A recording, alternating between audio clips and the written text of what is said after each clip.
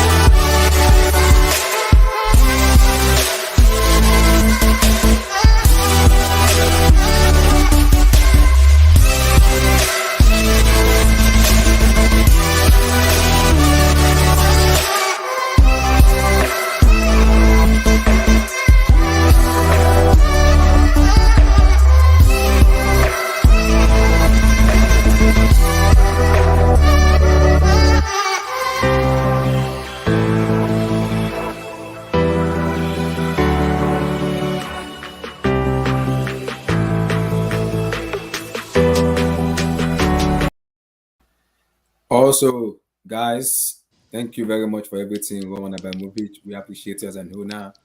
You will always be remembered in our heart forever and ever. And like I said before this team starts, for the very first time, I've not done it before. I will speak in Arabic and appreciate Roman for what he's done for the club, for the fans, for the board, for everybody associated with Chelsea Football Club. Thank you, Roman. Thank you for everything you've done, and we appreciate. So let me start. أعوذ بالله من الشيطان الرجيم بسم الله الرحمن الرحيم لك الحمد لله أنت الشكر وصدق ربك يا محمد رسول الله صلى الله عليه وسلم وعلى آله وصحبه وسلم آمين الحمد لله الذي أحيانا بعدما أماتنا وإليه النشور الحمد لله الذي فيه خلق السماوات والأرض وخلق الإنسان في أزواجك وربنا في رب العالمين الحمد لله في شكرا رومان أبراموفيتش تشيلسي اف سي إلى لله تعالى وشكرا كثيرا ومحمدا رسول الله صلى الله عليه وسلم ومحمدا يا الله يا حكيم يا حبيب يا ذو الجلال والإكرام يا رب العالمين لا حول ولا قوة إلا بالله شكرا كريم شكرا كثيرا شكرا رومان أبراموفيتش تشيلسي اف سي شكرا كثيرا ورب العالمين رومان أبراموفيتش شكرا كثيرا شكرا كثيرا ورب العالمين رومان أبراموفيتش شكرا كثيرا ورب العالمين رومان أبراموفيتش شكرا كثيرا وشكرا كثيرا رومان أبراموفيتش تشيلسي اف سي وشكرا كثيرا رومان أبراموفيتش شكرا كثيرا لا حول ولا قوة إلا بالله رومان أبراموفيتش شكرا وكثيرا ولله تعالى. So thank you very much, Roman Abramovich. I appreciate you and I give thanks to Almighty, the benevolent, and thank you, Roman, for everything you've done for the club, for the board, for everything associated with Chelsea Football Club. We appreciate. Thank you, Roman. Thank you for every damn thing you've done from 2003 to 2022. We've kind of come down to up from manager sacking to winning trophies to being the hated club in world football. Now to never stop winning, to the passion for football, for everything. I appreciate and I thank you very much. Thank you, Roman. Thank you for everything you've done. We sincerely appreciate. Thank you, Roman. So, Abramovich, that's it.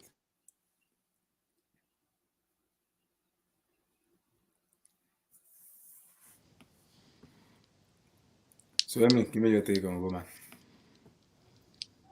Good evening, Abdullah.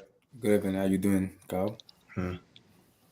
Adeba. Interest, So, being interesting. being a neutral, your take on Roman Abramovich. Did you read what I said to you this morning before this Yeah, statement I came read it. out? I read everything. Yeah, I saw it. You read everything there? Hmm. Yeah. It's interesting because I woke up this morning. I was thinking about it, and I said, okay, what are the options? Hmm. I wrote that thing out. I wrote it out to a WhatsApp group that we're in, but also I said, let me give it to you as well as a Chelsea fan. And what surprised me, what I wasn't planning for, and this is where the whole thing threw a wrench in, is because is the benevolence that he committed to, which is basically writing off the 1.5 billion and giving it to Hmm. charity. Hmm. I didn't factor that into my thoughts, but that kind of threw everything upside down because that just showed it's a different it's you know it, it's a good thing. Ordinarily, that kind of thing. If when he was structuring the deal, and it was basically it was debt, right? It's not equity, right? He's basically borrowing the club 1.5 billion. Club grows, club is worth 2.5 billion. If anybody wants to buy it from him, there's no wahala. It's a straight check to pay him Hmm. off, and then the club gets, the owner gets the whole club. But what he's done here, by donating the funds towards the charity towards Ukraine is really really is something else, you know. So let me ask you, right? So why are those punks still talking? Them Gary Lineker, Alan Shearer, coming on national television saying that Chelsea is supporting war. Those guys, see, you have to understand something about these This is this guys, is right? this is national television in Britain. Yeah, but you Um, see, who is this? Emmy talking? Who's Emmy? yeah, yeah, yeah. This is Yeah, that's Sammy talking there. Emmy, you have to understand that until they return back. See, when these guys were growing up as kids, all they saw growing up was Liverpool and United winning, winning, winning, winning. That was all. Hmm. It was their. That's what that. It was their wet dream. So anybody who challenges that view of the world is an enemy. And any opportunity that they get to take them down, they will try to do that, whether it's through the media, whether it's through paper, whether it's through any form they can. This is how they grew up. This is what they do. uh-huh. There is no sense of look. I can say, for example, where was FSG for Liverpool, and where the Glazers when there was the Iraq War, right? When they were bombing shit in Afghanistan and Iraq. What did Hmm. Is it why just why that? did What they about say Libya? shit? Libya was just 5 years ago or Right, 7 years ago. right. Sorry. Where was the outcry then, right? From the same people. No, it's okay for them to do that.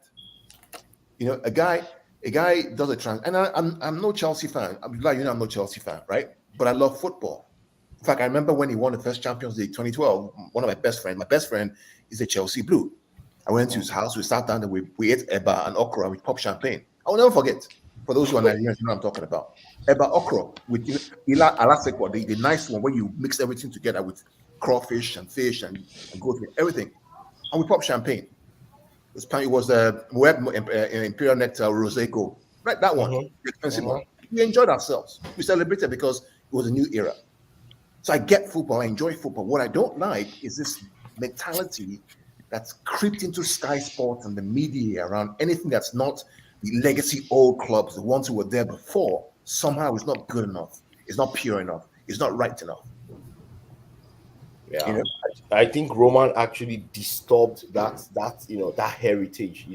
Not just British football, but world football, because he was the first person that actually, the first private owner of a club and made it, and transformed the club to being a world brand, right? At the time, Chelsea was doing world brand before he bought it. When he bought Chelsea, right now, compared to 2003 to 2022, no club, I'm saying no club in world football has won as many trophies as he The in thing, the thing Chelsea. about what he did from a financial perspective is that, let's say he was taking his money back, right? And his debt was 1.6 billion, right? Somebody Uh-huh. would have to pay him that off and then also acquire the club, and Yes. right. But what he's done now is saying, okay, look, I know in these times are hard. right? So if somebody is able to buy the club for whatever valuation that's appropriate, the money that you owe me as a write-off is going to go to this foundation to help Ukraine. Correct. So all of a sudden, that 1.5 or $3.5 billion valuation may be actually less now because he's acquiesced that part to the foundation. No, Mhm. no, but the person, whoever is going to buy it, has to pay him the 3.5 billion in valuation first. Not necessarily, though. Oh, very necessarily, because they're two different Because entities, what two if the different person says, transactions, I'm right? going to buy it for 3.5 billion. I can only buy for 2.5 billion. No, Why but is he that? won't sell it to you. But then he has to sell because it's going to be sanctioned. That's the No, issue. he doesn't. That's what I was explaining to this guy.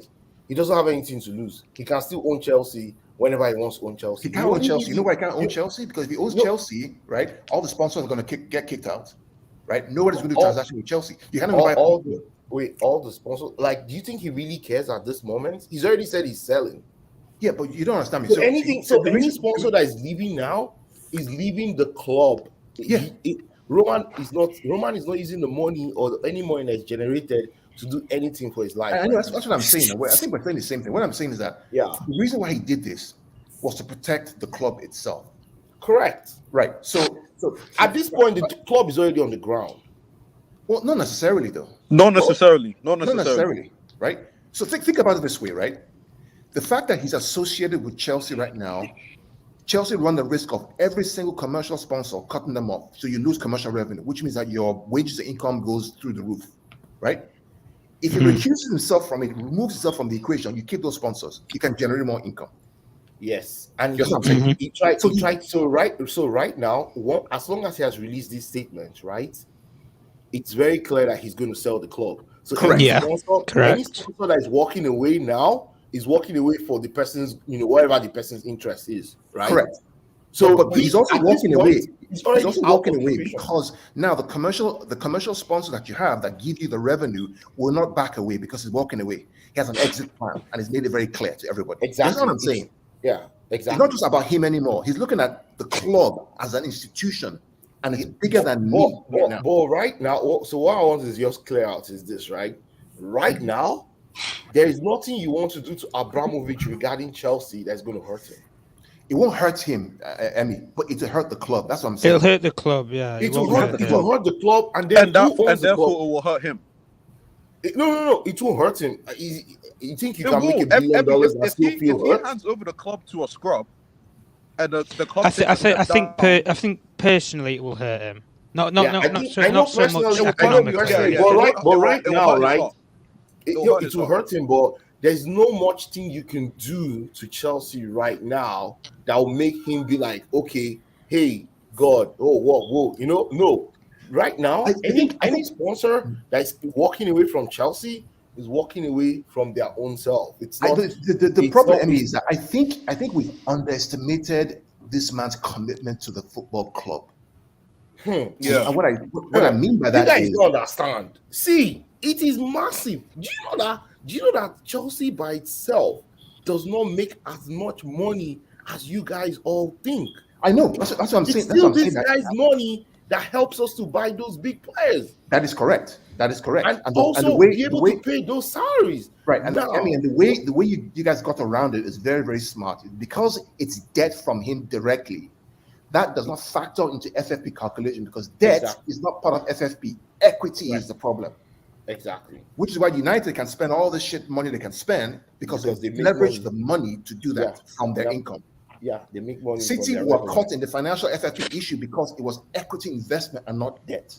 Yes. Are you getting the no difference? no revenue. When Yeah, United revenue. and Liverpool were doing the whole FFP calculation, they said, let's exclude debt as a calculation in the FFP, right? So that all these guys who are equity investors like City, Newcastle, all these guys and PSG will fail FFP. The moment you bring in debt into FFP calculation, United are going to fail, Nigeria are going to fail, Barcelona are going to fail. Because they all borrow money. Oh yeah, Yeah. they borrow Interesting. What I did was, okay, I'm going to do debt, but I'm going to make it a personal loan to Chelsea. Therefore, I can spend and not fall foul of the FFP. See, Are you following me? yeah, Mhm. and let me let me just Everything. let me See, put these that- guys play three-dimensional chess. You have to. These guys play three-dimensional chess. The piece that I 4D, did- 4D, 3D is too easy. 4D. Yeah, the move that I didn't envisage. Nah. Abdullah, you can Yeah. share the text I sent you this morning, right? You can share it. if you Yeah, want to, I right? see. I appreciate. Yeah. was the fact that this guy would say, okay, I'm going to fuck all of you all. What I'm going to do, I'm going to give the money away to charity.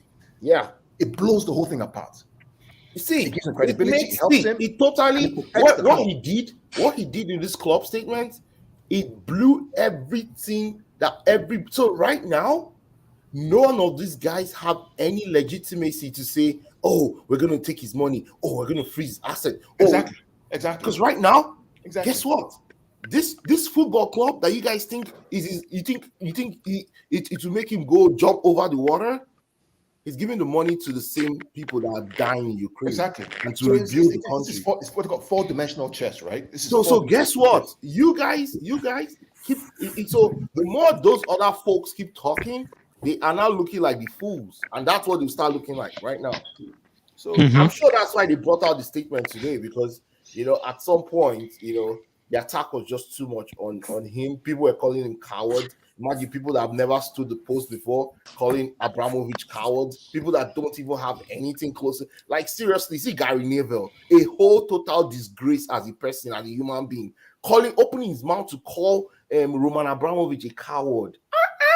Terrible. I mean, this is what happens. Bringing all that kind of leg, bro. This is what happens, man. This is what happens when they're on TV and the cameras are there. They've got to sell stories. Like, They've got to get the name out there as a pundit. That's what they've got to do. Pathetic. Like, I was like, dude, do you know what the meaning of a coward is? Okay, he's giving away £4 billion now. Is he still a coward? Yeah, I think. See, one thing, it's not easy to give away £4 billion. It's not easy. I was telling before we came online, £4 billion is a lot of countries' annual budget. That's how much they're going to spend in multiple years for a very long time. They don't generate that kind of money. Like, many countries do not generate that kind of money.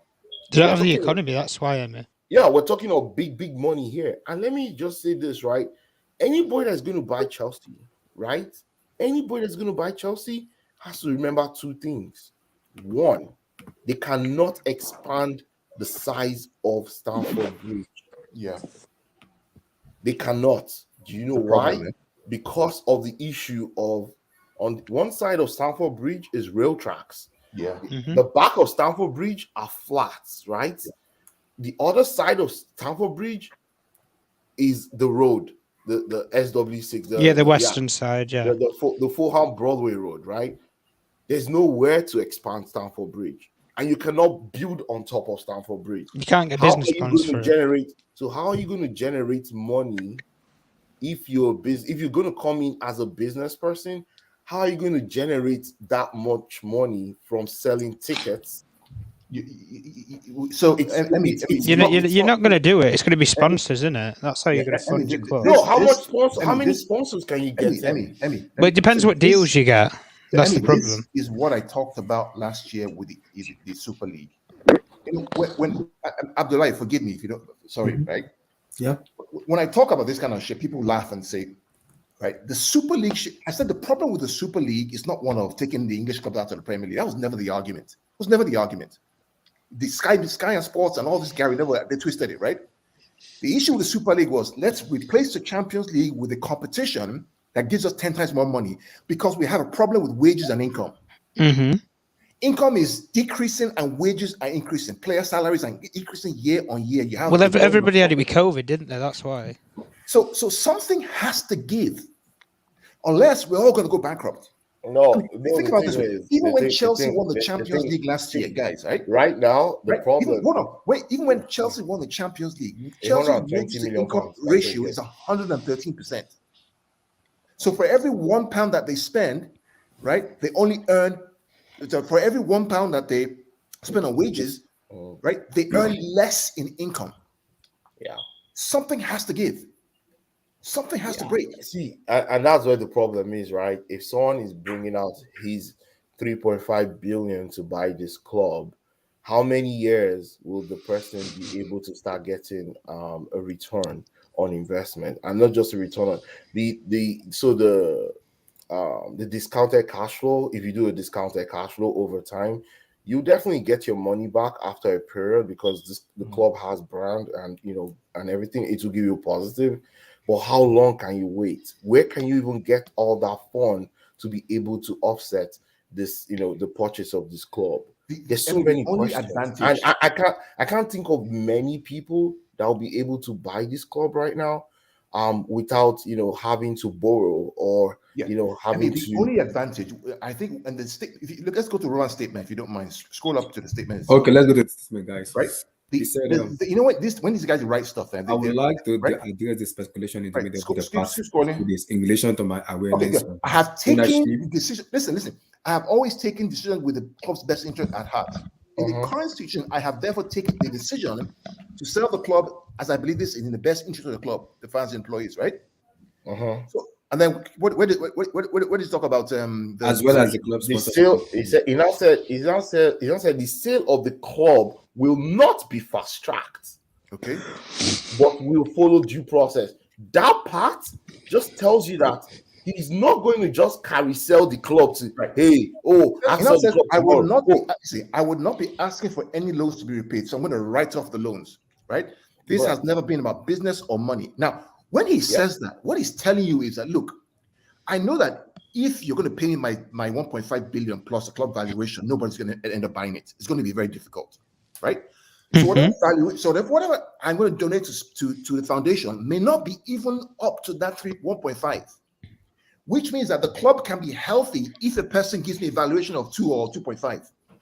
No, that's not what he's asking for. He turned down 2.5 billion last week. Yeah, but the problem right now, they sanction him and his assets are frozen. Like I said, they're not going to buy it? When they sanction him, like I said, if they sanction him, there's nothing about this football club that is still an asset that is valuable to him. Yeah, but the problem is if they sanction him and he still has interest in the club, then the club cannot. He doesn't have any interest in the club. He just needs to transition the club. If he transitions the club and he sells it off, then fine. He's not using the money. He's not using a pound from this sale of this club to buy even water on the street when he's done. Nothing. Everything about the sale of this club is going straight to that charity that we're managing for the Ukrainians. So what I'm seeing here, according to what I heard, what he's asking for is 3.5 billion pounds, and that is the current valuation of Chelsea. So that's where the problem is. Who's going to pay that money? Emma, you tell about this. Who's going to pay 3.5? I know with my ownership, we want £5 billion. It's not going to happen. I know that for a fact with my ownership. Guess what he has just done with that? He has eliminated, and if you look at that sentence when he said the sale of the club will not be fast tracked, right? What he's saying there is nobody is going to push me to sell this club when I don't want to sell it. I'm going to sell it to who I want to sell it. The only problem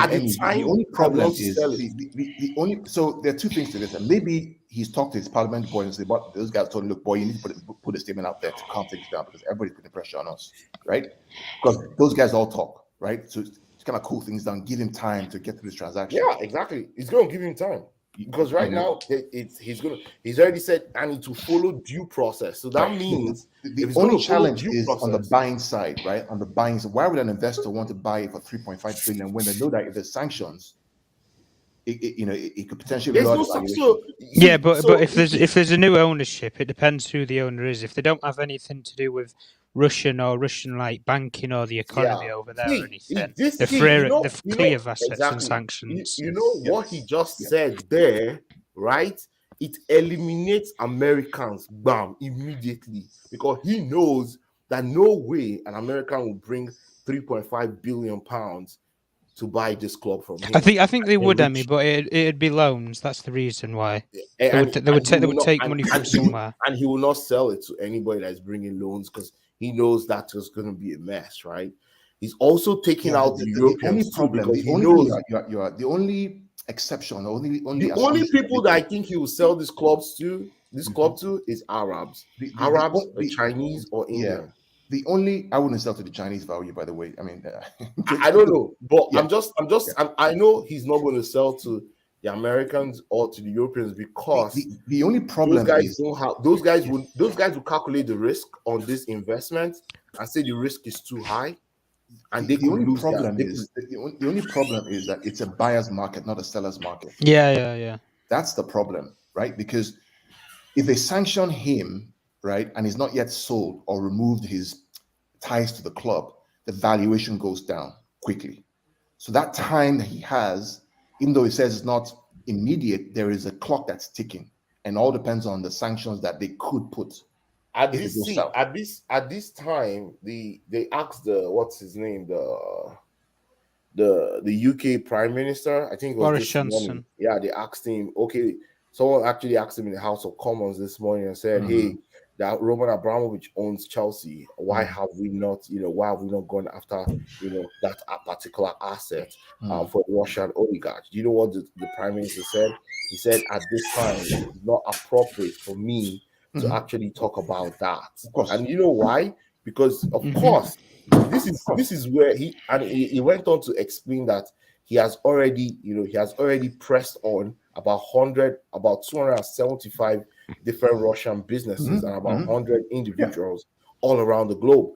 There's a reason why he will not mention Roman or Chelsea as a reason. You know why? Let me tell you why. Why? That NHS. Chelsea, that alone. That NHS at the time, England was on his knees. Let me explain. During that pandemic. And we nearly sold the NHS before to let me explain to Trump anyway. Right. So anybody who thinks that these boys don't talk and smoke cigars in the background. Like I always say, they always sleep on the same place. They pretty much they always hang out together. So all this statement that you see that he gave today, I guarantee you that part of the input to make the statement was, hey, say, guy, Boris probably said, guy, you need to make a statement to give you buy yourself time. Right? Yeah, you need to make it. So all this is calculated. There's nothing, accidental by this no. Everything is thought through in a very strategic way. It's calculus. There's no mistake. Everything's about buying time. The foundation discussion is about buying time. Put some pressure off. Okay, what's the next phase? What's the next? Oh my God, is this? Yeah, that's true. And he dodged the question by blabbing on about imposing sanctions on Russian oligarchs, but he never named Roman as being one of them. Yeah, he's always going to dodge the question because these guys know what they're doing, man. Any journalist knows what they're doing. Put it that way. During the financial crisis, right? Financial crisis in 2008. Guess who bought up Barclays and saved Barclays Bank in the UK? Guess who did that? Sheikh Mansour. Sheikh Mansour, yeah, he did, yeah. They know what these guys know what they're doing. Guys, I have a theory. My bad, let's go for it. Oh, here we go. Go on, Marvelous. Now talk your talk. Okay, so I've been doing some thinking in perhaps the last 6 hours. And as much as it is looking as if Roman is out the door with regards to him being our owner, I just have this uncanny feeling that this is all a front for him to distance himself as much as possible from the football club to ensure that if he does end up being heavily sanctioned, it doesn't affect our finances. I can see a situation where the season ends, summer comes along, fingers crossed, whatever's going on between Russia and Ukraine with regards to the conflict and humanitarian crisis is resolved amicably. Roman calls off the sale. Is that too far-fetched? Or it's too far-fetched, man. It's too far-fetched. You guys think I'm crazy? Well, I don't think he can make it to. I think if he makes it to the end of the season without selling the club, I think he's a lucky man. Put it that way, or without being sanctioned heavily. Marvelous. I don't think you know what the atmosphere is like here, bro. Guys, the Russians ain't welcome. No disrespect. The Russians ain't welcome here, bro. Like no, they're trying to. Yeah. Somebody asked me trying to say, get feeling. out, guys. Hold on. Somebody asked me how am I feeling. This is how I'm feeling as a Chelsea fan right now. Just hold on. This is how I'm feeling as a Chelsea fan right now. Why somebody messaged or something like, "Oh, what the hell?" That's how I'm feeling. That's how I'm feeling. Wait, you're happy or are you upset? I'm not faking this, no focus. You see these feelings, I'm not catching. I'm a person. What the? If I broke, now my business. I'm a shadow, you right. You guys like 40 years old, like All right. We can turn that off. Turn that off now. Turn that off now. Send me that video. Abdullah, you're happy that Roman Brown is selling. I'm not happy. You know what happened? Wait. Abdullah, send me that video. Relax. Please. Send it to me. I need that video. I need it. When I heard that news, firstly, I was emotional because I was like, in Africa we call it one man mopo, a man with 10 companion around him. That is who Roman Abramovich is with Chelsea. One man with so many powers with his name. That's who Roman Abramovich is. Now he wants to sell Chelsea now. For me, it's an emotional. I'm emotional as a fan right now because he's done so much for the club, and it's emotional. Despite that, now people make him the subject of being Russian and Ukraine. Which for me it doesn't make any sense because this is what I said to people. Roman is one to sell. He has built in a legacy. Whosoever wants to come in must continue that legacy Roman built in. Must continue that legacy, regardless of whoever it is. See, that's what I'm saying. I'm gonna be worried if Chelsea is gonna be bought by an American with a group of people. You ain't getting bought by an American. You'll get bought by Far Eastern. Abdullah, that's the thing. You would expect that they continue the legacy, but it's not a must, and that's the most scary part. Mm-hmm. It's not a must that whoever buys it must continue the legacy. It's expected, but a lot of times what happens is often far from expectation. Yeah, exactly. This is where you go for an owner. You're either going to get run as a business or you're going to get run as a football club. And ultimately, you're going to roll the dice because it's all right if somebody has I'm billions of pounds there. In this modern climate, who would buy Chelsea without wanting to make profit?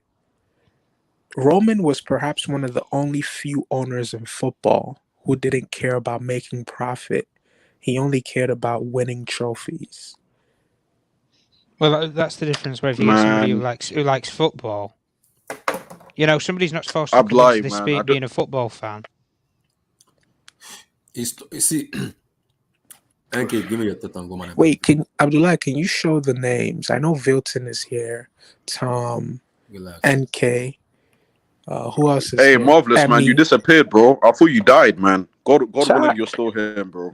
Marvelous is alive. Marvelous is alive. What happened to Blue Ice? He fell off the earth. Blue Ice is upset, bro. Blue Ice, they gone, bro. Why is he upset? Man, listen, man. I never thought I'd be this emotional over a white guy that I've never seen in my life before. But Roman, bro, he's killed him, hasn't he? Man. Bernard Boateng says shout out to Marvelous. Bernard Boateng, shout outs to you, man. I missed the show. I miss talking to you crackheads. Thank you. So continue. How are you feeling right now? It's Marvelous. Come on then, NK. Bro, I'm just depressed, man. I'm just depressed, bro. Like Roman cared, man. This guy cared, I think we got spoiled because there's no one like this guy. For him to just leave like this. Listen, man. I'm being honest. I'm being so real right now. The Vladimir Putin thing, whilst that's unfortunate, man, me really, honestly, bro, I don't care, man. I don't care. This is emotional. I get it. It's it had to be done, but it's just sad to see, honestly. But it had to be done, bro. And we just got to move on. Hopefully Roman picks the right guy. You know, he has the heart in his club. He will get that. He will do. I just pray he picks the right guy, man. No disrespect. I'm not doing an American thing right now. I'm not trying to. I don't think you'll sell to American. It's not really. You're not going to sell to any Americans because he's not stupid. He can see what's happening with all the top legendary clubs in the league with Man United, Arsenal. Liverpool, all these clubs. Russians and Americans are they're not really good friends right now, right? Oh, they don't do a lot of business deals unless they have to, Emmy. Put it that way. Yeah, I'm praying, Emmy, bro. Emmy, I can't do that. He's not selling to America. You'll get bought out by some Chinese or Far Eastern owner. That's Tom. I don't know I don't know about. that's what it's gonna be. I don't know about the Chinese, bro. But even then, I think it's gonna be an I'm waiting for my loan move to Newcastle. I'm waiting for my loan. Nana. It's either going to be. They bought the wrong club at the wrong time, guys. It's either going to be an Arabian person or it's going to be an Indian. I saw the news today, and I didn't believe the news I saw. They said an Egyptian owner wants to buy Chelsea, like just one man. And what's his name? Hey, Abdullahi, Emmy. Marvelous. Call Dangote. Why is Dangote? Why am I not hearing any Dangote? Dangote. Wait. Dangote, the money involved is a lot, man. That is not small money. Emmy, I'm trying to swim, man. Dangote is an Arsenal fan. You guys know that, right? Yeah, exactly. He's an Arsenal fan. And so what? No, he's an Arsenal fan. Come on, guys. You could support the other club and still want my club to do well. But my thing is, this is emotional for me, man, because I haven't known a Chelsea that hasn't been owned by Roman, and I'm so happy that if he does go ahead to sell the club, in let's say the next month or two, that picture of him and Aspie holding the Club World Cup, right? The symbolism behind that picture will be massive. Because, say whatever you want. Someone actually buy that portrait somewhere. Yeah, say whatever you want about how much weight the Club World Cup has, or call it insignificant because of the quality of teams that you play in it. It still says FIFA doesn't matter. Club World You've got Cup. to play to. You've got to play to get there. It would be such a high note for him to leave Chelsea, as with us being the current holders of the best club in the world. Correct. And it's crazy. That's why you've got more out. That's why you've got a lot of people wanting to buy the club. Yeah, they might not have the major finances, or they might be like we've already said, with the Americanization behind it, or they need to take loans and stuff. But there's a lot of interest in buying the club. You can put it like that. There is a lot of interest. There is a long line. There's a long line. There's a long queue. There's so many suitors, and that's why I was telling. I understand that, SSB, because there's that with China, isn't there? With I was telling. Well, what's it over there? That's why I was telling Peach Points that there is a long line, and that's why he's holding up for that amount of money, because he knows Chelsea right now is very hot. I'll tell you one place, guys. Chelsea is not Brentford. With all respect to Brentford, it's not Southampton. The only issue, Emmy, the only thing to be careful about is time. How much time does he really have? That's the issue. He's probably got a month before the court, so we can order against. Yeah, he doesn't have time. Do you guys see a situation where a week from now, the conflict is perhaps in a ceasefire, and then this conflict is about a lot of things, right? I know this is probably not the best place to talk about it, but this conflict to me is huge. Like, I don't see Ukraine backing down because they have a very strong resolve. What Putin wants to achieve, he's already achieving a lot of it. Like, he actually preempted the West to do what the sanctions.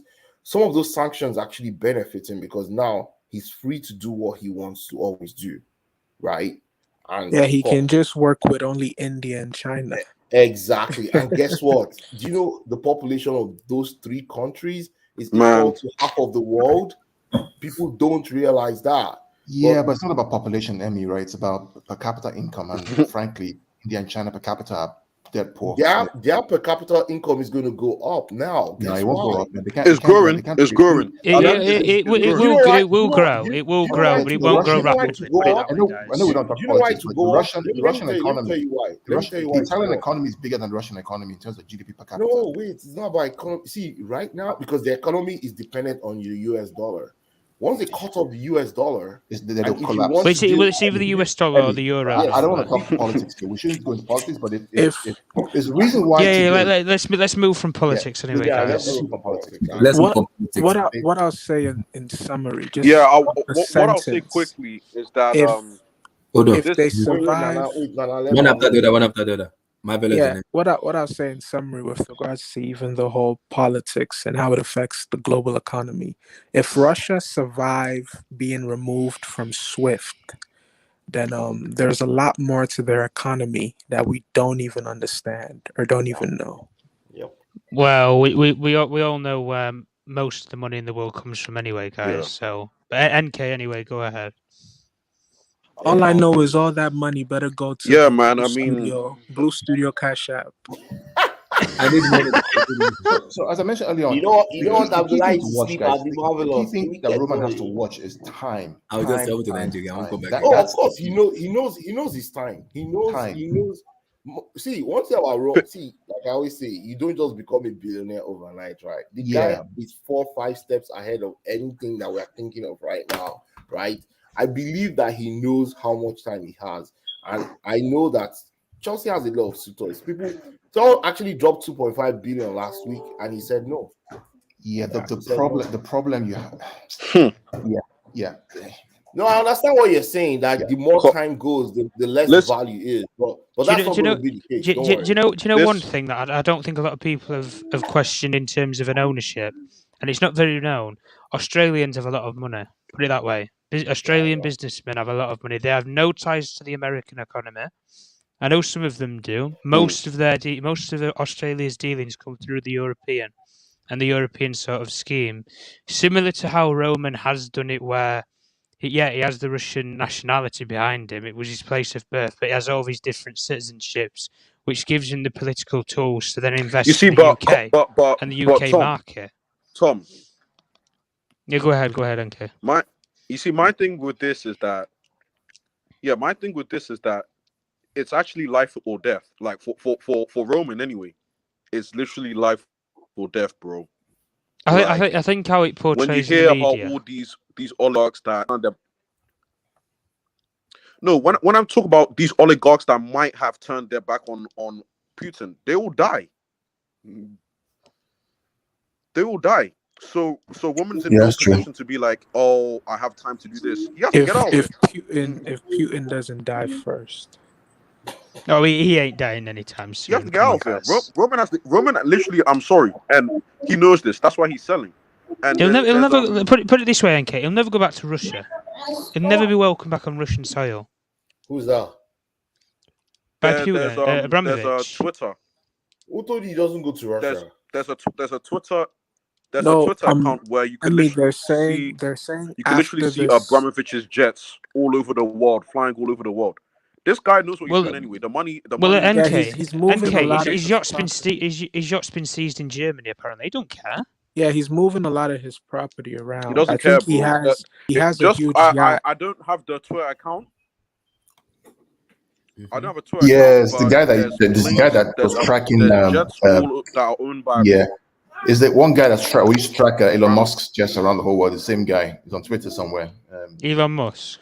Yeah, this teenager tracked Elon Musk around the whole world. Somebody get Elon Musk. Let Elon Musk buy Chelsea. No American owners, man. So you want basically the person who funds NASA.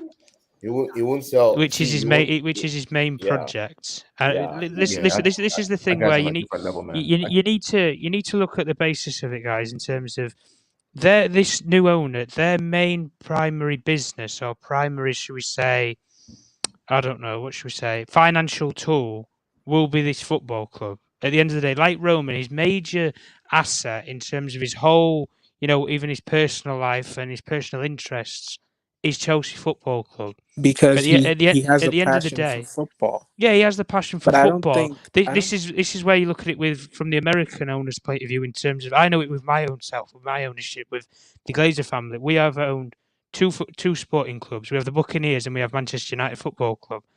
They don't care about Man United Football Club because we're not American. If we were in the MLS, they'd be funding us, fueling us, everything, doing everything for that football club to make it the best in America. But they wouldn't do it in England because we're associated with Europe. Tom, let me ask you this. This is where you need to distance yourself from these sort of things. Yeah, go on. Whoever wants to ask me a question, go on. How come you guys? But the Glazers do spend money on you guys, or you guys have spent more money. Yeah, I understand. Yeah, they do spend money, Vilton. But the problem I'm trying to make with it all is when you have primary assets, we are not their primary asset. Their primary asset is the Buccaneers. It always will be, and it always has been. And at the end of the day, like we've said with such as the Cron case, they have the LA Rams and stuff. I know they're doing more in terms of the funding with Arsenal and structure-wise. Yeah, they spend the most money last. Yeah, you can see why there. You see it with Daniel Levy with the new sports stadium, using it for the NFL and stuff, and hosting boxing events and using it as a multi-sport stadium. And at the end of the day, when we do look at it on the basis of it, like I've just said about with the ownership and stuff, you need an owner who's going to come in, who needs to have the financial backing and stuff and have an interest in football, but they also need to make Chelsea Football Club their primary business. This is why when people chuck the name around like Elon Musk, it's never going to happen because the most important thing to him is his NASA project and the space project that he's built over in America. Yeah. That's his main project. It won't be Chelsea Football Club. That'll be a secondary project at the end of the day. But he'll fund it. Musk is the same guy who started Tesla. He's kind of focused on Tesla, as well. Yeah, so these are the different companies that he has investments in, or he actually owns. PayPal. PayPal's another one. Yeah, he had. He has a lot of shit. What was it? He had that online. He even had something with Nintendo at a point. That was it. Yeah, that's what I think of Nintendo. Yeah.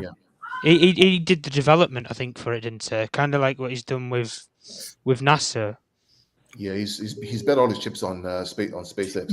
Guys, imagine.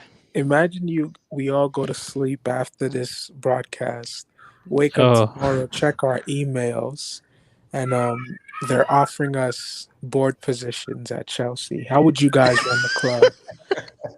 How would you guys run the club? I'd bankrupt you. That's what I'd do. You know what you guys could do? You can use the German model, right? I've actually been thinking of creative ways. Use the German model. With the how can we come up with creative ways to keep ownership? Like, how about the fans got a bigger stake in the club? I don't want Mike Ashley. If I see Mike Ashley, I will go to the UK myself. He's not got the money, Marvelous, to buy your club. But imagine, so Abdullah and guys, Chelsea fans. So if they said, okay, we're going to sell off 60% to the fans, would you guys buy shares in the club? I think they would. I think big Chelsea fans would. Yeah. But we lost him. Oh, we lost him. We lost him. Lost Tom. Yeah, it's just a thought, right? I mean, make it a fan-managed club. Your take on the Abramovich? Oh man, Tom's back. Yeah, the only problem that I was going to go on about and say was the only problem with that is in terms of when you're actually buying all these shares and stuff into the football club, you could have 50 different people who have, say, 5% of a share. Yeah. Whenever you want to sack a manager, they all have to agree. Yeah. Whenever you want to buy a certain player, they all have to agree. And all these different things. Who's funding transfers? Who's funding recruitment? Who's funding sponsorship deals? These sort of things. And then you've got to have all these agreements. That's the only problem with having all these fans on these things. And I know at Michael, we have this thing called an advisory board. I think it's a load of crap anyway, to be honest. Because all it is 5 people on a Zoom meeting talking about what's the better, greater good for the football club in the modern era. You don't need football fans to tell you that. All you need is football developers. That's all you need. Or modernizations. In terms of when you have these big footballing people in world football, you have your sporting people. So your Luis Camposes, your Ralph Ragnicks of the world, your Leonardos and stuff. These sort of people who run the sporting operations at football clubs. You have your financial, directors and people. You have your negotiators like your Gunnar skiers and stuff. These sort of people who run their different operating sides of football clubs. But like I've already said to you Chelsea guys already, if a new owner comes in, you can kiss goodbye to every single person who's ever got a job there. And do you know something? Even if this new owner comes in, they might not come in and like Thomas Tuchel. They might think, that's not the football for me. That's not the person for me. And it could easily be shifted out. We saw it happen with Newcastle. I'm not going to compare with Newcastle. Steve Bruce was given his 1,000th game, and he was off. Regardless if he won, lost, draw, he was off. Yeah, but Tom, you can't compare Chelsea currently to Newcastle. Yeah, Why? I know. I'm not comparing you. I'm just saying in terms of a new owner Because come in and they could not agree with everything that was previously done. Yeah, they might not, but that will be one of the prerequisites for Roman to sell the club to that person. The structure on ground, he's going to take the person around, show the person the structure, the current model, how the Chelsea runs as a club. Of course, he's going to ask, like I said, Chelsea is the Shakara person here. They have many suitors, right? At least let's say you have like 5 suitors. He's going to want to understand, how do you intend to run this football club? And what are your, look at the current model, what would you change? And get to then from there, he'll be able to weigh out and assess, okay, these guys have a better plan for this football club compared to these other people. And then he'll probably just part ways. But I bet you Roman is not just going to let Chelsea just go to anybody that brings up £4 billion to him. I can guarantee you. I think he would accept a lower offer if it meant it was the right sort of person. Exactly. Because he's that sort of man. Let's say somebody goes in there with you could have an American owner go in there with £5 billion, even more than what he actually wants. No. And if somebody could go in there with 3.2 billion, and it could be some, I don't know, Japanese business owner or something. But he's got the right model behind him, or he's got the right plans in place for the football club. He won't care about losing another 1.8 billion. No, that's nothing. No, that's the money. Money's not the problem for people such as Roman. Yeah, exactly. He can use that money to buy just a portrait for his girlfriend somewhere. Just on that same theme, Tom and Emmy. Just real quick, a quick diversion, which begs the question: would Mbappe accept $1 million a week from PSG, or would he go to Real Madrid for $500,000? Right? And offering him $1 million a week and $100 million bonus. Yeah, we'll talk about it after Roman. We'll talk about Mbappe. Just that's a good one. That's a good one. Yeah, that is a good one from a player point of view, anyway. Yeah. So I know we're talking a lot about ownership and finances and stuff. The Roman Abramovich, the man of the man, the legend of the legend. One of the best owners. For me, the best. Not even one of the best. He is the best. I don't know, but like one of the best, one of the best owners, man. It's sad, man. I know you're Chelsea fans. You guys are sad, man. It's a very, very sad day. But again, like if Abramovich is able to find a guy that actually cares about the club, which is gonna be tough because on like a buyer can say, yeah, I'm gonna protect the club. I know what you've done for the club. Then I don't know, like 6, 7, 8 months.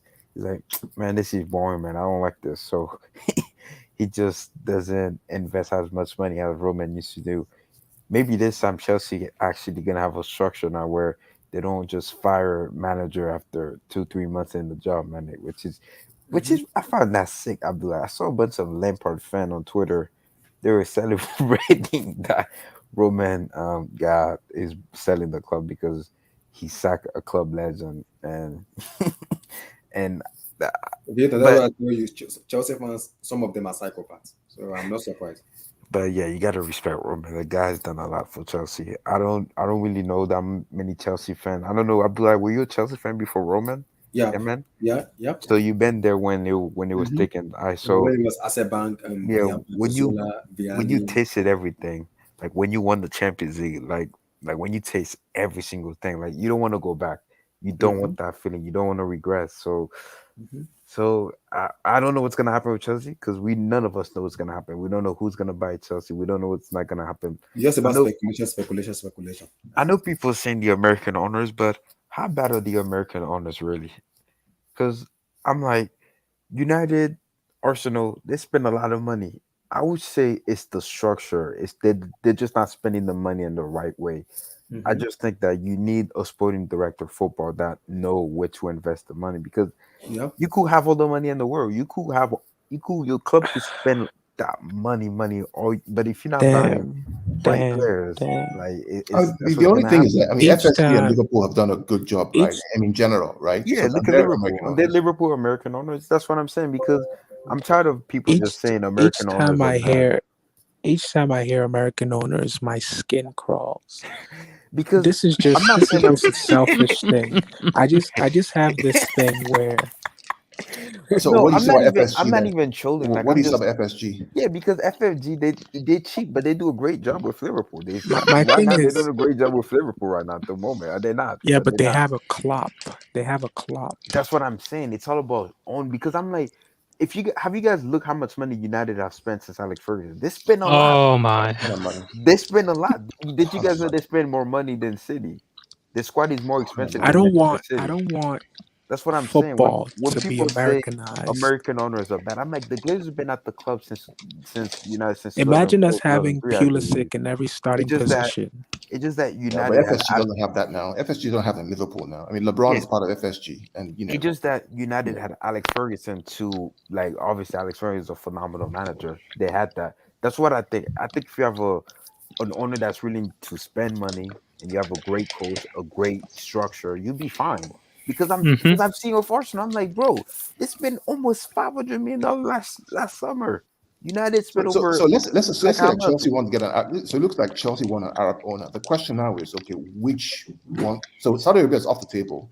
UAE is off the table. Qatar is off the table because they have Paris. Who's left? Bahrain. They're not very rich. Kuwait, not as rich. Iraq, what? So who's left? Well, Jordan. you could like Abdullah's already said. I know, obviously, delves into more the African side of it, but there's also such as your Arab clubs, such as your Egypts and stuff. These sort of states as well. And I know it's a bit far fetched Yeah, when we do. an Egyptian want to talk over an Yeah, Egyptian guy. Egyptian. That's what I mean. Yeah, And there's a name I've been seeing on his Egyptians. here. He To be said he fair, wants to buy Egyptians Chelsea. have a Like, lot of money. yeah, he said he wants to They have buy a lot of Chelsea. influence in Africa. To be fair. True. I meant to ask you guys. Yeah, I'm just curious. As for Manchester City fan, PSG fan, Newcastle fan, are you guys worried? So the city model is a little different, right? Because number one, it's not debt, it's equity. Mm-hmm. So the structure of the club and the way they've invested in the club is completely different from Chelsea. Chelsea was a transaction, if you would. It's like Roman was the owner of Chelsea, not because he was an equity owner, because he was the owner of the debt, the creditor, the main creditor. And then the club grew in valuation because of the success. The City model is an equity model where they invested the funds in the equity, which is why FFP became a problem, unlike what Chelsea had. So it's two different models. The Newcastle model, I'm not sure how that's structured. I don't know if it's debt or equity. I don't know. Someone would have to enlighten me. But that may be another case for concern. And that's what I understand. The PSG model is just one that I can't even understand as well. And these guys are just doing shit that, nobody understands me. Neymar buying 200 something million, but Mbappé, it just blows my mind what they do. So I don't know. But the UK City model is a little different than that. Exactly, because if like what you said, Carl, if someone like the Egyptian guy can buy like Chelsea, has the ambition to win and have that kind of passion like the way Roman, I think we will be fine. It's not about the structures. Yeah. So the City model, for example, right? So when Sheikh Master came in, he bought the club 100%. What he's been doing for the past couple of years, he's been selling pieces of his equity to China. He sold a piece to Silver Lake, the American PE firm. So right now his holding has decreased because he's given off pieces to other co-investors as well. In the Chelsea perspective, was Roman. And that was it. There wasn't really any other person who was an equity investor because it was straight, debt loan from him straight to the club. In United are basically the Glazers are also the market that they also traded on the stock market as well. So that model is also in operation. So it's very different, which is why the Chelsea transaction is a little easier to execute because it's Roman with debt. It's not some other third party you have to worry about. It's easier and faster to execute if he wants to, right?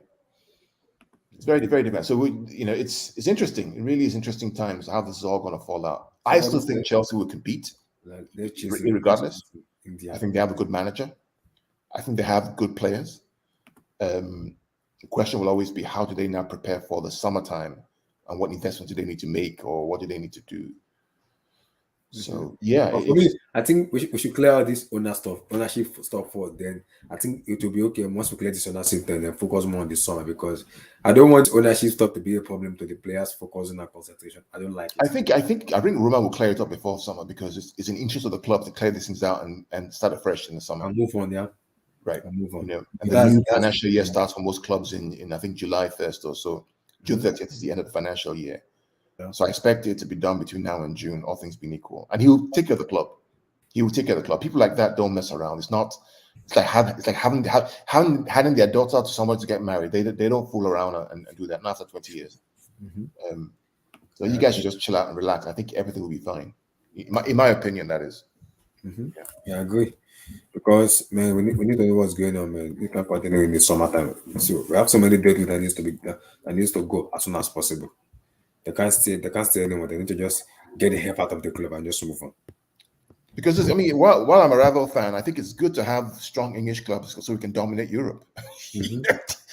So we can dominate Europe, and then I mean, we're probably going to have next week all 4 teams. Maybe one, in the Champions League quarterfinal, probably, right? The reason why the Europa League is weak this year is because none of us dropped into Europa League. If one of us are dropped into Europa League, we know that's a done deal. It's done, right? Unless you're United, you get to the final and something happens. Leicester will probably win the Conference League. They probably have Roma to deal with, but so you could have 3 English teams going to the finals again, European competition. Very possible. Yeah. So let me come to Vuitton on this. Vuitton, your mic is working. Yeah. Abdullah, by the way, before you ask me, Abdullah, can you please, when you leave in, bro, let us know, bro. Yes, the last shoot, but he just left it went to work. You know what I was doing last time? I went upstairs. I was very damn hungry, so I went to go and cook semo and egusi soup. So it took my whole lot of time to do. I apologize for that. I was like cooking an African dishes, so I was rushing. Then I was like, oh my god, I need to do this. I don't want to. Are we talking about Mbappé now? Is that what we're talking about? Yeah, about time to talk about him. But Vuitton, hope your mic is working. Hold on. I mean. So what we hear, correct me if I'm wrong, Vilton, please correct me, is that Real Madrid have offered this guy $500K a week and $50 million in sign-on bonus because he's going to be on a free transfer, correct? Yeah. And PSG said, okay, we're going to double whatever they're going to give you. So we'll give you $1 million a week and we'll give you $100 million sign-on bonus for 2 years. It's actually fake. Fabrizio Romano just tweeted and said, Leonardo denied the $50 million salary. We never proposed that. He said he doesn't know what L'Equipe was talking about. Okay. We don't know who's telling the truth. It could have been because L'Equipe is very reliable. So very reliable. But at the same time, they could just be a PR stunt too. So I don't know because I'm looking at Fabrizio Romano. He just said PSG director Leonardo denied the $50 million salary proposal for Kylian Mbappé. The last thing we will put on the Mbappé contract will be the salary amount. He tells L'Equipe, we want to put Kylian in the best condition to become the best player possible. Yeah, man. But in all honesty, if they were to offer him that much money, like honestly, Mbappe, you'd be a fool. Like if that was me, that got the like opportunity. But if I didn't take the money, I think my family would have disowned me. Honestly, like $200 million in 2 years, that's insane, man. Like you know what he can do, Vilton, right? He can, even if he agrees to that 2-year $100 million, throw in a release clause there for like some 70 million or some shit like that, right? Yeah. So if you change your mind, Madrid can come and just put a bid in for 70 million, you're off. But in all honesty, I think this is his last chance because if Mbappe decides not to go to Madrid, which is understandable, Madrid's definitely gonna go for Haaland, and I think we're gonna get Haaland because Haaland might be the next. He's gonna be because I don't believe we get Mbappe and Haaland. I don't think that's gonna happen unless Florentino Perez wants to start up the next Galactico, which. No. Unless just say it. Unless he's going to add money laundering to that, man. No, it's not even about money laundering. No team can generate that kind of money to pay those two superstars at the same time. It's not even about the money laundering. It's just about the Galacticos were cool, but it was successful for what it was meant to do. The Galacticos was just successful to bring money into the club, which it was successful, but based on winning trophies. It wasn't that successful. They weren't. You're right. It really wasn't. It wasn't. It was just there for vibes and for the fans and to bring money, which it did, and to expand Real Madrid brand into Asia and other continents around the world with all the superstars. But I don't want to go back to that structure. So if we don't get Mbappe, go for Haaland, and we could make Haaland the next superstar. With Haaland, he's guaranteed gonna win a Ballon d'Or. He just is. We're gonna find a way to put him on that Ballon d'Or podium, like Barca been doing with Messi and what we did with Ronaldo. It just is when you play for Madrid or Barca, you just have Ballon d'Or. If you're a superstar, you're gonna have Ballon d'Or shots regardless. But as for this whole Mbappe thing, if they did offer him that much money and he denies it, like he's already a Real Madrid legend in my eyes. You don't deny $200 million in 2 years to join Real Madrid. It's insane, man. But for a kid who has grown up with, wallpaper posters of Real Madrid and all those guys on the wall, is it really about money now? That's what I was gonna say. Like that's what I've literally. It's funny. Tosin, me and Tosin were texting each other. I told Tosin that if Mbappe, if the transaction that PSG are making to him, like the deals that you guys are telling them, and I told Tosin that, bro, if Mbappe denies all that, still joins Madrid, like on a free.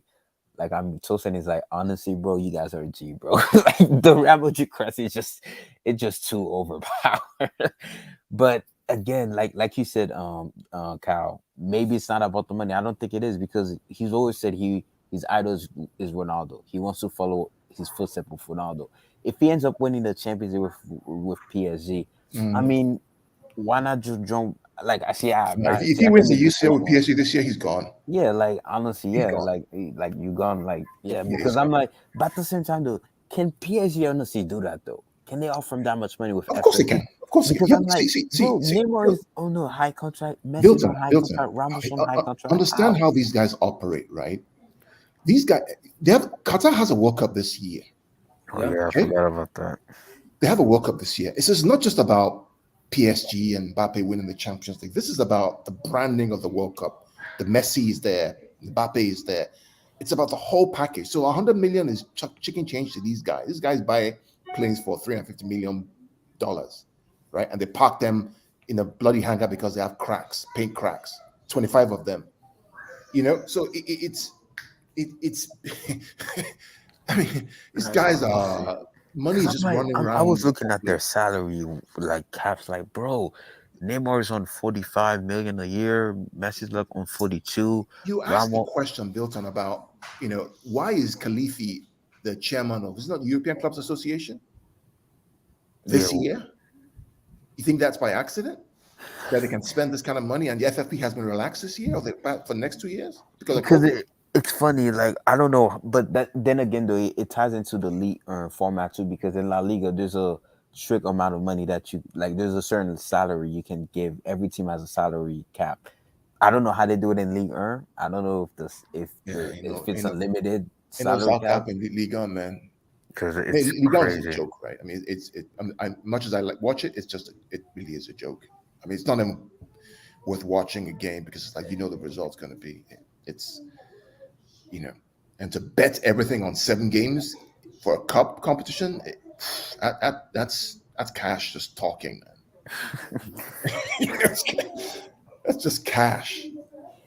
And prestige and the vibes and the grags. No, but my problem with that is we need to understand something now.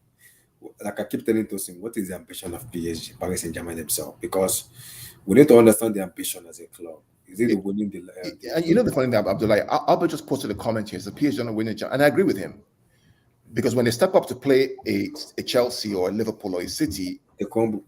Yeah. Mm-hmm. So then, are the owners foolish, or are they just trying to use these guys as just to kind of window dress their whole World Cup ambition? And once the World Cup is done, what happens next? Nothing. So as I said, the money proposing to Mbappe now. It's crazy, man. Mbappe is smart enough. You should just hold on and wait till the season finish and make a decision. Because I tell you now, if PSG lose next week to Real Madrid, which is possible, it's done. See, regardless of the money they are giving him, if PSG lose in Santiago Bernabeu next week, they're not losing. I think Madrid is No, going they're to. not. We're not gonna beat PSG. No. There's just no way we're gonna. Have you seen PSG play recently? Honestly, I think PSG might actually win the Champions League this season. Honestly, yes, I think they have a chance. They absolutely have a chance. I think the final is either going to be PSG Man City or PSG Bayern Munich. Again, I think we'll know. We don't get Bayern in the final. We have to have a show once the draw is done. Yeah, we'll have a show. Right? It all depends on that crazy draw, right? The path. That part to the final, right? The one from the quarterfinals. I want to watch PSG versus Liverpool so bad. I want to see that. That's a game I want to watch, man. I want to watch him against Trent. I want to watch Mbappé against Trent. That's what I want to watch. I want to watch Mbappé against Trent because what Chelsea did to Trent on Sunday. I feel sorry. Kakao, that's bad. It's shit like the Marcelo. What Chelsea did to Trent on Sunday, right? Mbappé. No, it was Kai Havertz. It wasn't even Chelsea. It was Kai Havertz that was doing that to him. Just imagine Kylian Mbappé. Havertz is not in form yet, though. Mbappé is in form. Of his life. Mbappé, you know what he did? Do you remember? Do you I guess digress a bit? You know that offside? I watched that game again, right? And I watched the offside that was pulled for Lukaku. You saw that run that Lukaku made in between the two centre backs. Yeah. That pass to him. Now, can you imagine Kylian Mbappé in between Van Dijk and Matip, and he gets that ball? I mean, I watched a game where they play United. Mbappé played United. Mbappé started like 15 yards behind. I think it was Maguire or some shit, or some defender. Mm-hmm. He still overtook him. even at the Euros against Germany, that Maguire is one of the slowest. Yeah, Maguire is one of the slowest defenders you ever. That crazy run he made against Matt. I know it's Matt Hummels, but he was like so behind, and somehow I don't know how he's just so fast, man. No, but if you want to play, I had the privilege of watching Mbappé at the Etihad in 2016 when we played Monaco, right? I was there that day by God's grace. Nice. Thank God. I watched him with my own two eyes. I'm like, WTF. I mean, him and Bernardo Silva playing, it was like, whoa, these guys are quick, man. Mm-hmm. You never know how quick these guys are to actually watch them on the field. They are quick, man. This guy's a complete athlete, and he has a height too. So he's the pro, like this guy calls him the prodigy. Yeah, I think he is a prodigy, man. I think he's gonna rule football for at least a decade. This guy, and his genes are very strong genes. He has Cameroonian blood and Algerian blood. I swear, that combination in you as a human being, man, that's horse levels energy. Like Algeria and Cameroon blood. Cameroon are known for their strength, their physicality, their athleticism, and then Algerians are known for all their flair in terms of football. He's his mom is Algerian, his dad is Cameroonian. Who's that? Mbappé. Oh, really? Okay. Oh, yeah. No, you thought I was talking about someone else? I thought his mom was Nigerian. No. He has a Nigerian name. Adesomi Mbappé. Oh, I don't know. Yeah, Tosin told me. I thought he was half Nigerian, half Cameroon. No, he said he has a Nigerian name. I think his grandfather is part of Nigeria. He said he has a Nigerian name. Back in the days, that part of Cameroon was Nigeria, right? Yeah, it used to be called Nigeria and the Cameroons. Yeah, it used to be called Nigeria. Exactly. For me, I love watching the kid play. I love, even when we played them last year, the home and away. I enjoyed when he was injured for most of the game, right? I remember when Oyibos used to say, "Oh, we don't understand. How can you have two consonants in your name, like two consonants back to back? How can I pronounce that? The way they pronounce Mbappé, quick, everybody, quick. Oh, quick, because they know the guy is good. They learned how to put M and B because normally they can't pronounce M and B in the same together. No, it's going to cut their tongue. But now, everybody knows Mbappé. He's amazing He's amazing to watch. But Yeah, well, I think this this is doings with Real Madrid. If I him, I'll think about it very well. I'll probably want to wait to get guarantees that Madrid is actually going to buy, a new set of midfielders. Because what I'm hearing is, Vivo Wilton is here. I'm hearing Madrid wants to sell Camavinga already. Oh, really? Yeah, he's on the list of players to be sold. Like, if Madrid gets a good offer of 35 million, he's gone. There's another factor that may throw this thing upside down, and that's if Pochettino leaves and Zidane becomes a manager of PSG. No, Pochettino is going to Manchester United, I think, unless they throw the Madrid job at him first. Yeah. So and I think that could happen, right? If this guy goes to, if Zidane goes to Paris, that becomes a problem for Real Madrid because I know he adores Zidane, right? I mean, Mbappé adores Zidane. I think he had his picture when he was playing for Real Madrid on his wall. But the problem is, as Mbappé made a decision to go to Madrid, regardless of no, not. Yeah, he has not made a decision yet. As long as he's not signed a contract, he can change his mind. Yeah, he can change his mind. How many times? I mean, Jorginho was supposed to come to City now. He changed his mind at the last minute. So, it's.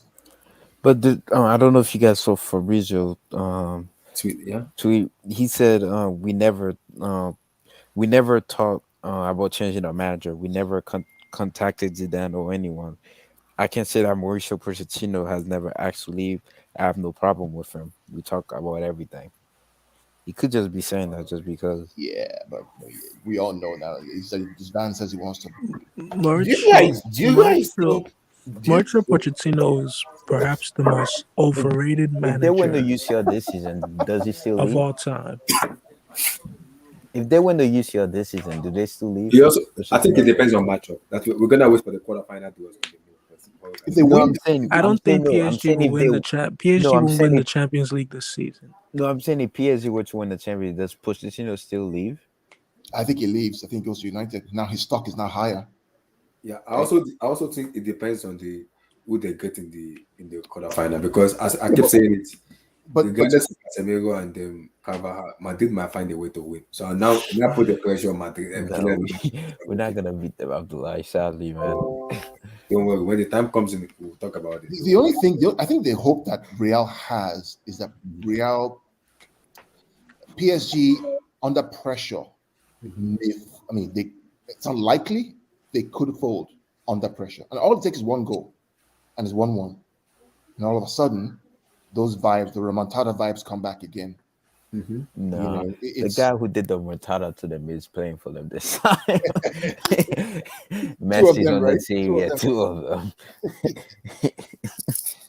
Okay, so I mean, the good thing about these kind of discussions, why I like these discussions, is this is what we don't get from the media, Abdullahi. You get the canned nonsense, the nonsense agenda-driven crap that we get from the media. I like to discuss because we're all different fans, we're all rival fans in different ways, but we have honest discussions about football.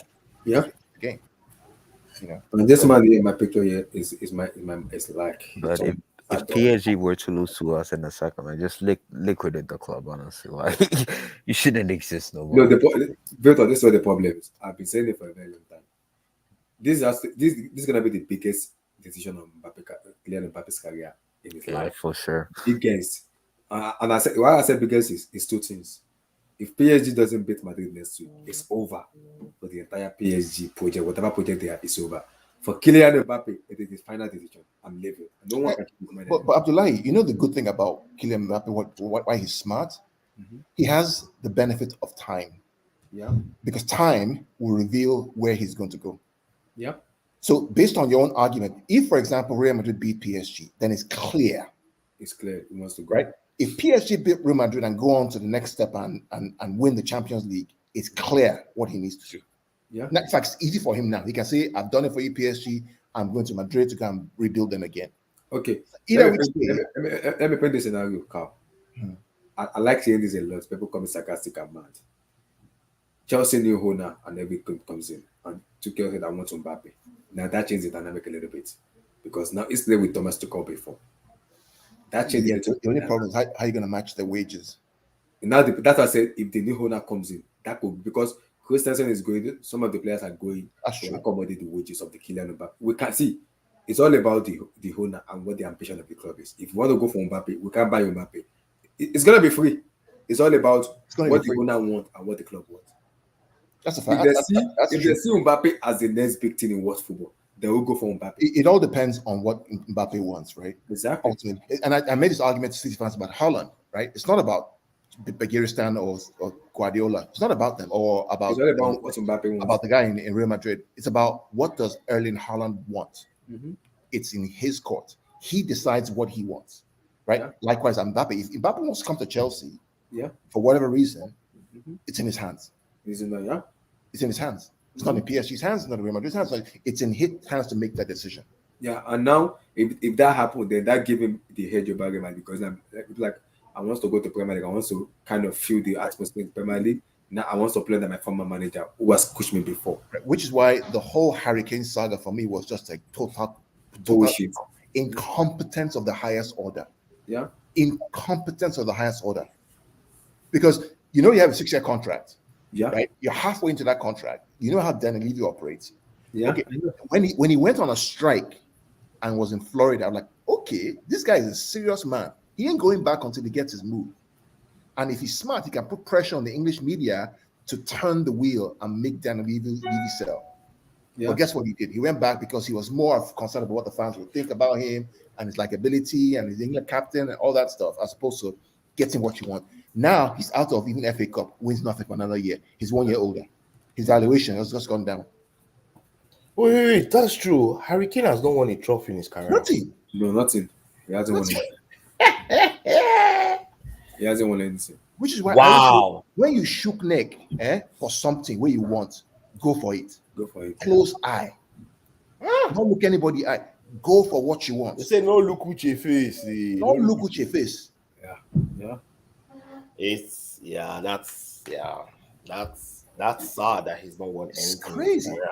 Nothing. And he's 1 year older in June or July. Exactly. In July, it will be 29. You know what's going to happen to him? You know where he's going to go? Where? United. That's United. If Poch comes in, he's going to United. Yeah, that's why I said, Carl. That's why I said, if the new ownership of Chelsea comes in and they look at the global situation of like, okay, who is the best big things in world football now in terms of young talent that can. I'll even suggest to you, Abdullahi, that he could go to Chelsea. Yeah, I've been saying this. See, the new this is what I wanted. I'm gonna put the picture. If the new owner comes in and they be like going to the forwards, we want to have someone that's gonna be a dynasty for the foreseeable future. Have a superstar in that rank of player we want in terms of going forward. Kylian Mbappé, because it's going for free. It's all about wages. And they have the money. I don't think Chelsea. I think the new Chelsea owners will be very, very careful. It all depends on what the owner and the board exactly. I think because of the way the world is right now, right? The way money system is, everybody there's just so much risk, right? This is not 2003 when the world was, all sweet and rosy and everybody was just, risk. It was easy to bankroll some of these transactions. Right. Now, anybody that buys this club for that 3.5 billion, they will have a budget. They'll probably give to strengthen the club, probably 200 million, just to show the fans that they really care. But at the back of their mind, right, they want to be able to analyze how much they're going to be getting back every year. And when will they get that 3.5 billion back? Yeah. Because that's not pepper soup money, right? It's a lot of money, man. That's a lot of money. Like, Abdullahi, if let them just do the maths for you. So let's say Chelsea is. What's the budget of Lagos State? No, I'm not using budget. I'm not using that. I'm just saying that. Let's just use that. Okay, Chelsea actually generates good revenue.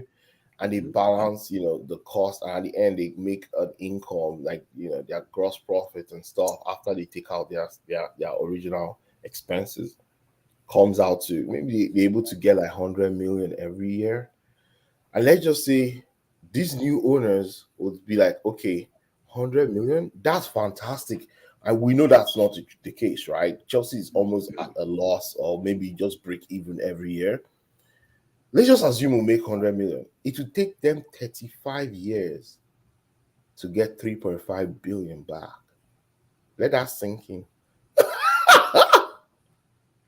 Yeah. It will take them 35 years. The funny assuming that they are taking out that full 100 million and they're not investing anything back into buying players. So, Emmy, the fun one thing is one of my pet peeves, hobbies is I like to study the financial statements of clubs when they come out with statements every year, right? And you notice that the profit margin for these top 6 clubs is very, very thin. Yep. Very thin. Because they pay a lot of salaries. Right? Made 600 million pounds. Profit 1 million, 3 million. Wages 599. Yep. Very, very, very thin. Because you know why? So the club in England that generates the most income or that generates the most revenue is Manchester United. I think that they make around 600, 650 maybe every year. A good year, they probably make 750 if they make, if they get to later stages of the Champions League. Correct. So guess what? Manchester United spends probably almost 80% on salaries. Which is why, I mean, we talked about earlier on today. And at the end of the day, their margins are super small. Like, again, at the end of the day, they don't. Yeah, we barely. This is why we talked about the problem of the Super League is one of wages and income. It wasn't. Right now. So one way that FIFA is helping to reduce all of this for clubs is having that blanket with the agents, right? So an agent doesn't get correct. That huge, like just like Mino Raiola getting 40 million pounds for a transfer that was 120 million pounds. You know what that means, right? It means that the club, has to structure, the payment system with the other the buying club, and also. With the selling club, and then also with Mino Raiola too. Mino Raiola is still earning money from Manchester United till today.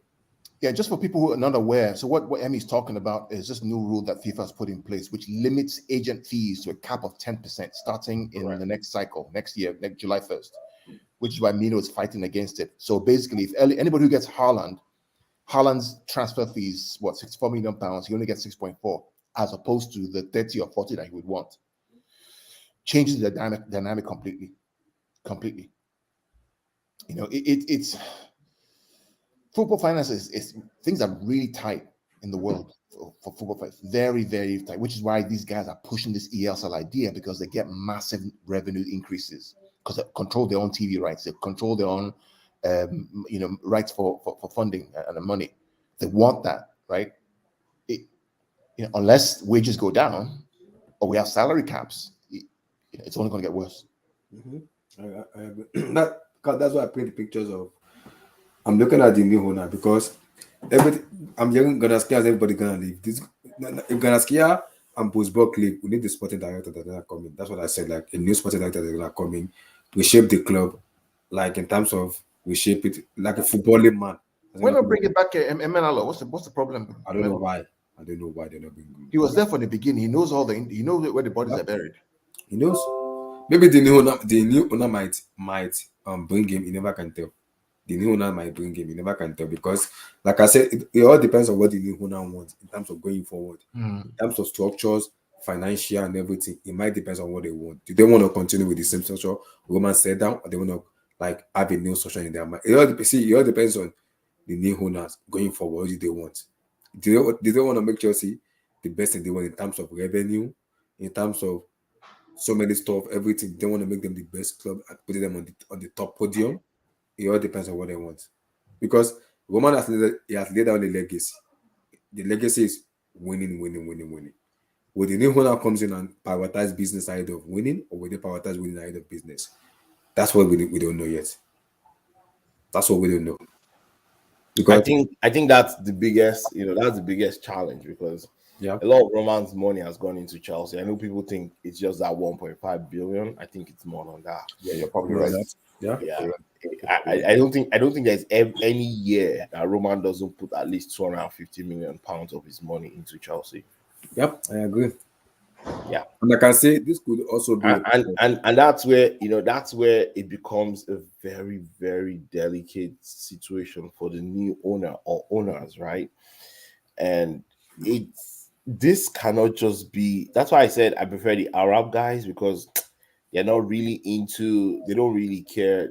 They have so much money, right? Money. We all contribute to those Arab guys by buying gas or by buying. I also saw a news that buying gold, an Egyptian could take over. Egyptian, I know. You know what could happen there? Just thinking that out loud. So City are owned by the Abu Dhabi guys, right? Abu Dhabi is its own separate Emirates, right? So there's 7 Emirates. Imagine the Emirate of Dubai, the ruler of the Emirate of Dubai comes and buys Chelsea. So you have 2 cousins. Right? You know, that's the kind of possible. It's possible. Yeah. It's possible. Yeah. It is because right now Chelsea is hot property. Like everybody would like to get a piece, and Chelsea is not just a club in Birmingham or in Newcastle. It's in Chelsea, London. It's near Kensington. It's in the Kensington. Yeah, it's in the southwest part of London, which is the choicest part of London. Which is by the way, which there are tons of our brothers and sisters that are there from the Middle East and Africa. Exactly. A lot of rich people live. When I went to that place, when I went there, I was like, geez, no, these houses are not regular, man. Big mansion everywhere. Look around, you just see, you just know people are. It's different from other parts of London. Exactly. Yeah, it's kind of big and like you can't even compare. It's big and you can't even compare. You cannot compare. I remember one time when I went to visit there, I stayed in an Airbnb in that area, and it was actually a stone throw from Stamford Bridge. Really, really, really nice area, man. Nice area, you know. Nice Airbnb. Went there for somebody's wedding with my missus. And I think that day Chelsea were playing Wolves at Stamford Bridge. I actually walked down to the stadium. I couldn't get in because I couldn't get a ticket, but I went there with the crowd, the Chelsea fans. I got some brochures, I got some flyers, you know, because I enjoy football. Yeah, so it's a really nice area. Yeah, very rich area. Yep. Yeah, that's why I say it's gonna be key for them to build a new stadium. It's gonna be very difficult. They have to find a way. And guess what? So another big portion of you know a big spanner in the works. So there is an agreement that if Chelsea wants to move out from Stamford Bridge, they have to surrender the name Chelsea Football Club, because the name Chelsea Football Club belongs to the owners of the ground in Stamford Bridge. Yes, correct.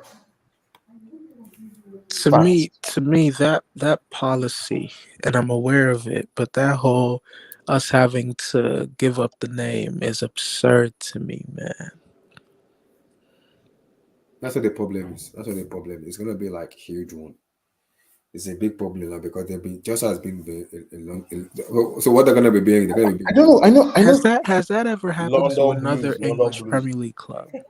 London Blues. I don't know why. I mean, I know you guys are a little anxious, but for some reason, I just feel that everything's going to be all right for you guys. I don't know why. I agree. I just, maybe because I'm looking at it from the outside. I agree. You don't build a house over 20 years and it just falls down all of a sudden overnight. It doesn't happen like that. You'd be surprised. It's too much investment. It's too much interest. It's too much. Exactly. I don't know. See, maybe I mean, people call me crazy. In the last 20 years, no club in England has won more trophies than Chelsea. Yeah, which is why I think everything's going to be fine. And it's absurd that we're even on top of that list, given how many finals we lost in the last 20 years. Yeah. That's insane. Think of how many finals we've lost in the last 4 years alone. We've lost 4 domestic cup finals. We've lost one UEFA Super Cup final. I mean, yeah. So which is why I still feel like, you know, the story will be not like before, but it won't be like you drop off into like 5th or 6th. Wait, did you guys hear me? Yeah, we can hear you. I heard you, yeah. You guys heard me on the point about the finals we've lost. Yeah. Okay. Yeah. So I'm not worried for you guys, really. I also see this is for me as a fan thinking in an positive and some negative way. The positive way for me is I'm thinking if the new owner comes in, what is gonna be their standing stand of going forward? What is their way forward? Success, or it's gonna be project. I keep saying it.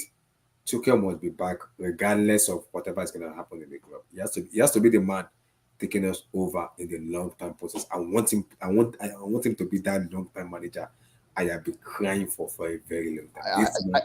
I think you guys need to keep Thomas Tuchel on the job. So I told Abdullah, I said, Liverpool, the media is raving about Liverpool, right? Oh, quadruple this, quadruple that. I said, Abdullah, do you know that Liverpool have played City and Chelsea for 7 hours and not won?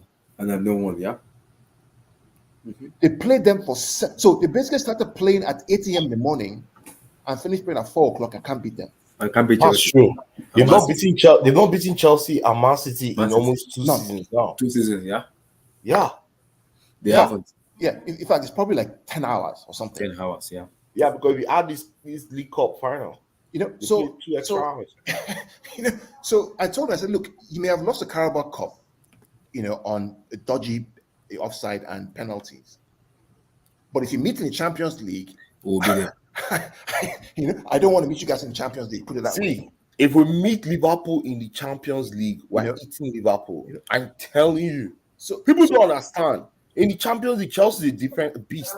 Yeah. So the thing about it is that I look at football a little different from a lot of these media pundits. I see things a little different. I'm like, 7 hours of playing, they can't beat any of their top rivals. Not one. So what are we talking about here? What is this noise because you beat Norwich 2-1 or you beat Leeds 6-0? That's why I say they disgust me a lot. Their fans disgust me. You guys won World Club Cup. Congratulations. Thank God for you guys. We'll try again next year. Fine. You win a penalty, all of a sudden, we're the best since sliced bread. Based on what? Last year you won nothing. They disgust me a lot. You won 0, not one title, 1-0. They disgust me a lot. Their fans. So it's I don't know. I have that feelings too. It might be the FA Cup quarterfinal or the UCL quarterfinal. I don't know. Or it might be both. It might be both. It might be both. Let me walk you through steps in the future. So when City played Liverpool on April 10th, okay, we will already know who the quarterfinal draw is going to be with. Right. Before then, now, let's imagine, for example, that it's Liverpool City playing quarterfinals. So we have Liverpool. They're going to play City on the 6th or 7th of April. They're going to play City again on the 10th, and they're going to play City again on the 12th. Oh, and by the way, Chelsea may have an easier draw, and Chelsea don't have to play either of the two in the Premier League. Yeah. People don't think about these things, right? They don't. Oh, and by the way, what happens if they have to play Chelsea in the semi-final of the FA Cup that same month? Yeah. What would they prioritize? Oh, and by the way, they haven't beaten any of those clubs for 2 years. Yeah. And everybody's kind of jumping up and feeling happy. Maybe it's me thinking too far ahead. But I look at these little details and I say, okay, this is interesting. I don't know. Maybe it's just because I have this feeling because I'm after the FA Cup today now. I have this feeling that we might see a quarter because the draw is on Thursday after the Everton match. Is it? I think Everton match. Yeah, it's on Thursday. Yeah. Tomorrow is Thursday. I'm pretty sure. So after Everton match tomorrow, they will do the FA Cup draw. I might see it because Southampton already go to already. They beat they won 3-1 today. Crystal Palace already go to. Middlesbrough already went to. Liverpool gone to. Chelsea gone to. Manchester City gone to. Now we might see a scenario where Man City could face Crystal Palace, Southampton could face Liverpool, Chelsea could face maybe Middlesbrough. Now from there, I will know the semi-final. I will know who's gonna play in the semi-final because one of Man City or Liverpool, one of them will drop out. Which Chelsea and somebody have to meet each other. Yeah. Again, what's going to happen between March and April? Don't forget we have international break too. Yeah, we do. Right. People, so Egypt's going to play Senegal. So that whole man is so much is going to happen in the next 60 days that will change the course of things. If you think you're safe that you've already won the league or because you're second and someone no. There's still 30 points to play for. See, I'm not. See, I don't. I hate Liverpool, man. I want. You don't hate Liverpool than me. You don't hate them. Me and them on social media. League. Let them keep winning the league. Well, Liverpool, no way. Those guys, no. They Jimmy Carragher will now open his smelly mouth and be telling me story. There's some people there. I'm not joking. When they talk on TV, I'm like, bro, have you watched this game? Like, are you, as in, you're so biased in the way it's too much. The bias is just too much. It's way too much. The bias is way too much for me. It is too much. I always say to you, the best way to kill the bias is to win, beat them. Yeah, and that's what Chelsea has been doing. But Chelsea is still hated. Like the hatred on Chelsea. Oh my god! Like this past 5 days, man. The funny thing about City fans is that we don't hate Chelsea at all. We consider them to be a rival. We want to beat you guys. You guys beat us too. So it's like a healthy rivalry, right? Yeah. But I think there's a hatred that's been brewing, especially during that season when one got 98 points and Liverpool got 97. The hatred for Liverpool just went through the roof because the whole media was on about this and what's wrong with you people? Mm-hmm. You know another thing, right? Maybe people don't know, but a lot of referees are Liverpool fans. Oh, 100%. Yeah. Liverpool and Manchester United fans. It's not 100%. Yeah. You don't have a lot of Chelsea players, ex-Chelsea players that are in the FA. Most of the FA guys, most of them were either Liverpool fans or Manchester United fans. Yep, I agree. I was telling someone that apology from that's stupid. That's stupid. For the Everton. That wasn't about Everton, right? It was actually about Liverpool. I keep saying the apology wasn't really for Everton. Everton was just a patsy, just a means to, because they know what they're trying to fabricate this title race. Exactly. I don't know. That's what they're doing. We'll see. I agree. But I think you guys will be fine, Emi and Abdullah. I think whoever comes in will respect the legacy of Chelsea Football Club, and you guys will keep winning. I think the structure is there. You just have to figure out ways to make sure you're improve it. Yeah, improve it. Yeah. And make it more efficient if you can, or if possible, at least just consolidate. Well, it's going to be interesting because I know what Abramovich did today was, what I consider a very, very big move towards shutting a lot of people up, saying he is gaining from this war, right? Mm-hmm. Because if he's gaining from the war, he will not come out and blatantly give away net of 3.5 billion to people that are dying in the war. I'm not saying that he's not doing anything. That's no. But for him to come out to say that and give away that whole money, it shows me the guy has a big heart, man. Yeah. I don't care who you are. Yeah. I mean, that's a lot of money to give away. That's what I call big boy moves. Yeah, that's big boy moves. Yeah, it's big boy moves. So it's like exactly. You can hit the guy. When I saw it, I was like, "Wow, this is." Because I'm glad we talked about it this morning. I sent you a whole 2 paragraphs on what could happen. Let me bring it out. When it happened, I was like, "Whoa, this is big boy moves. This right here is, this is big boy moves. That's this a big boy. Pockets." So I hope people will now shut up and just allow this guy be, right? At some point, you can't just keep blabbing up on TV because you now look like a stupid person. That's what Tuchel said now when in his okay, he's This is what he said to me. Okay. If he's smart, if he wasn't better 100% more. So Roman will sell to protect Chelsea if he's still in Chelsea. Yeah. I said Roman will sell to protect Chelsea. Exactly. Yeah. We lose all his sponsors and every Western financial interest. That's why he's serving it that is not an equal He's doing it to protect the club. And this was before he didn't brought that statement out. Statement out, yeah, that was what he sent to me. Yeah, and immediately sent this to me. I think it's not even up to an hour. I just look at my last sentence. I said this debt arrangement was his safety valve. But yeah, it's a safety valve. Yeah, what's his safety valve? Yeah. Immediately you send me this, I just boom, boom, boom, boom, boom. Yeah, and this was before he made the statement. Yeah, that was before. I was like, because immediately I read this from you, I heard pom pom on my phone. I was like, what's going on my phone? I don't, because I have this Chelsea FaceTime app. Whenever anything happens, they update every Chelsea fan. So immediately I saw, I was like, what's going on? What happened? Breaking news: Roma to sell Chelsea. I was like, what? You know, so that's why I just believe that. Listen, everything's going to be fine. You know, I've kind of gamed this in my mind. I've kind of gamed it out in a way. What I didn't factor in was the fact that he was going to give the money to charity. Charity, yeah. That just that's like okay, you know. But it's been he's gaming it out. It's 4 dimensions. Roman got money, man. He's got money. You know when I say fear Roman, when he bought a portrait for £350 million and gave it to a girl like. Someone that was one of his mystery. I was like, wow, bro, for real? Huh. That's not small money, man.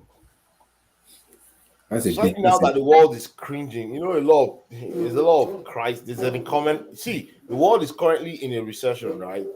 Yep. And they need money. Yeah, the world is currently in a recession. So what that means is a lot of people's wealth has been slashed. Yep. Anyway, guys, it's been good. You know, thanks. I enjoyed this. This was good. Oh, nice having you, Jerry, my brother. You are too much. I like your no, Najan, the guy last now. We did now. Oh, exactly. So my people, thank you guys for coming on. We appreciate it a lot. God bless. Take care. All right, take care, everybody. Let me take care. Everybody take care. Take care. Okay, now bye bye. Yeah, bye. All right.